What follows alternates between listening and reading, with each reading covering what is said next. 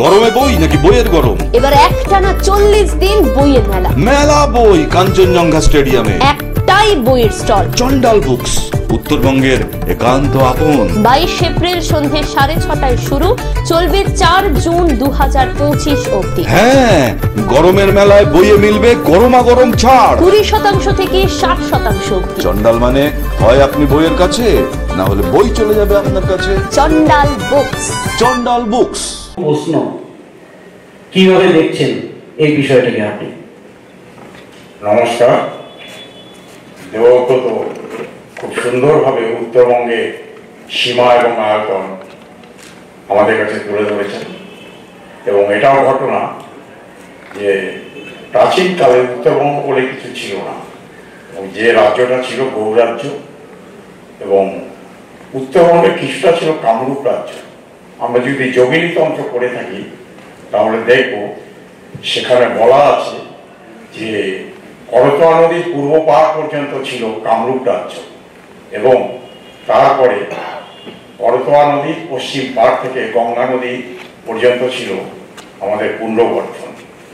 এখন ঘটনা হচ্ছে, একটি জাতি বা একটি অঞ্চলে যখন সংস্কৃতির পর্যালোচনা আমরা করি, তখন আমরা প্রথমেই বিচার করি সেখানে কোন মানুষ বা কোন জনগোষ্ঠী আগে এসেছে।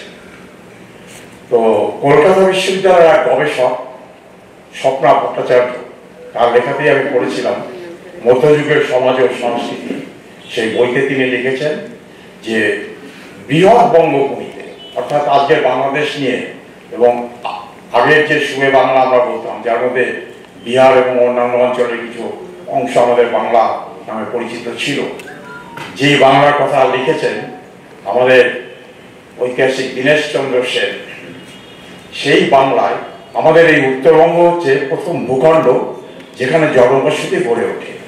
তার একটা কারণ ছিল, সেই কারণটা কি, আমাদের এখানে কিছু পাহাড় ছিল, আর সে সময় সমুদ্র ছিল আমাদের অনেক নিকটে, আজকে যেখানে সমুদ্রের অবস্থান তার থেকে অনেক কাছে ছিল। যেমন জিওলজিস্ট শঙ্করসন রায়ের ভূতাত্ত্বিকের থেকে পশ্চিমবঙ্গ বইটা যদি আপনারা পড়েন, আপনারা দেখবেন সেখানে লেখা আছে 5000 বছর আগে সমুদ্রের অবস্থান ছিল আমাদের রাজমহল পাহাড়ের কাছে। সেই কারণে উত্তরবঙ্গে প্রথম জনবসতি গড়ে ওঠে, এটা আমরা প্রথম সিদ্ধান্ত নিতে পারি। এবার হচ্ছে প্রথম কারা এসেছিল। উত্তরবঙ্গের ইতিহাসের লেখক একজন ICS না IS অফিসার সুকুমার দাস, তিনি লিখে গেছেন যে উত্তরবঙ্গে জনসমাগম হয় খ্রিস্টপূর্ব 10,000 বছর থেকে, অর্থাৎ আজ থেকে প্রায় 12,500 বছর আগে।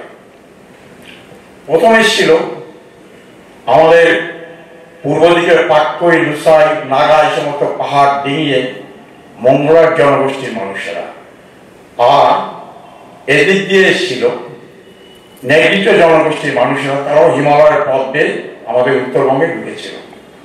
এবং যারা আমাদের এখানে এসছে তারা প্রত্যেকেই কিছু না কিছু সাংস্কৃতিক চিহ্ন আমাদের সমাজ জীবনে আজ পর্যন্ত রেখে গেছে। মঙ্গলয়রা তো আমাদের এখানে আছেই, তারা কারা আপনারা খুব ভালোভাবেই জানেন।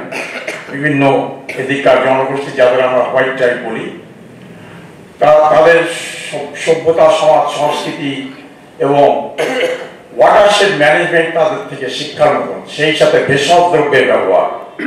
আচার্য সুনীতি কুমার চ্যাটার্জি তার বিখ্যাত বই কিরাজনীতিতে বলেছেন যে আমরা যে এই যে বিভিন্ন ভেষজের ব্যবহার শিখেছি, সেই সংস্কৃতি আমরা পেয়েছি এই মঙ্গলয়দের থেকে।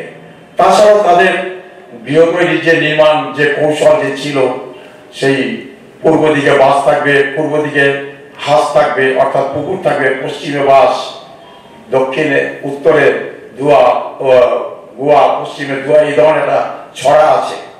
সেগুলি আমাদের শিক্ষা দেয় যে আমাদের সংস্কৃতি কত উচ্চমানের ছিল, সেগুলি কিন্তু আমরা আজকে পেয়েছি, এবং আমরা যে জনগোষ্ঠীরই হই সেটাকে আমরা মেনে নিয়েছি।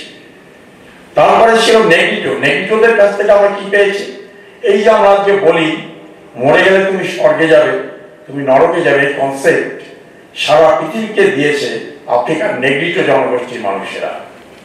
তারপরে এসেছিল অস্ট্রিকরা।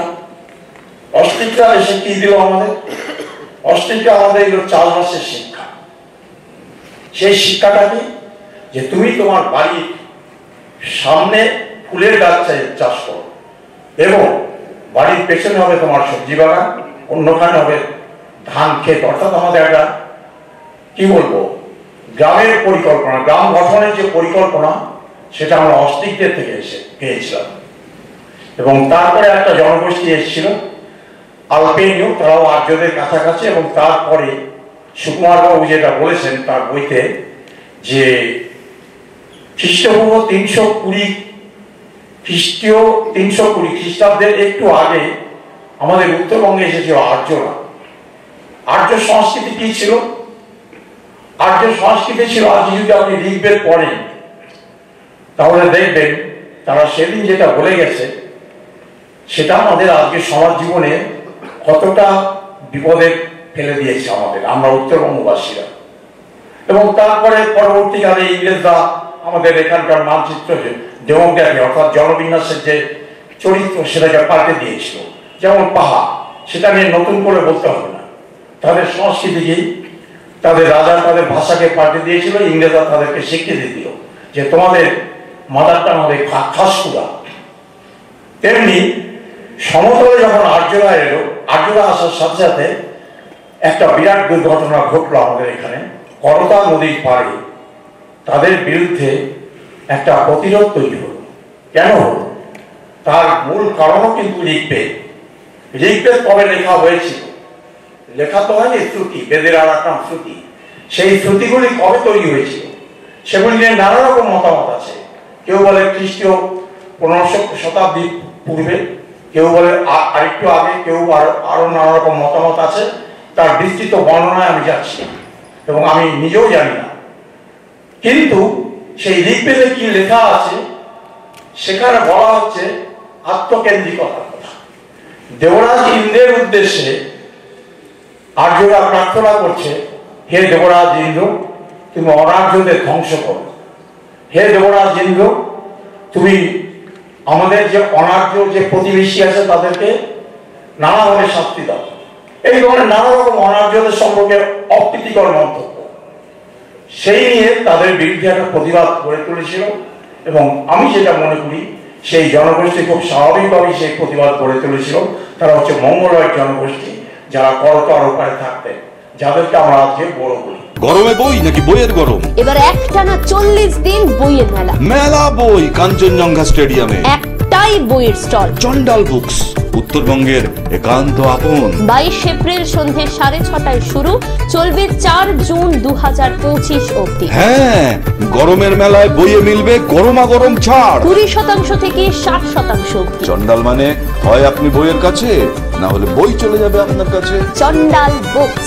চন্ডাল বুকস।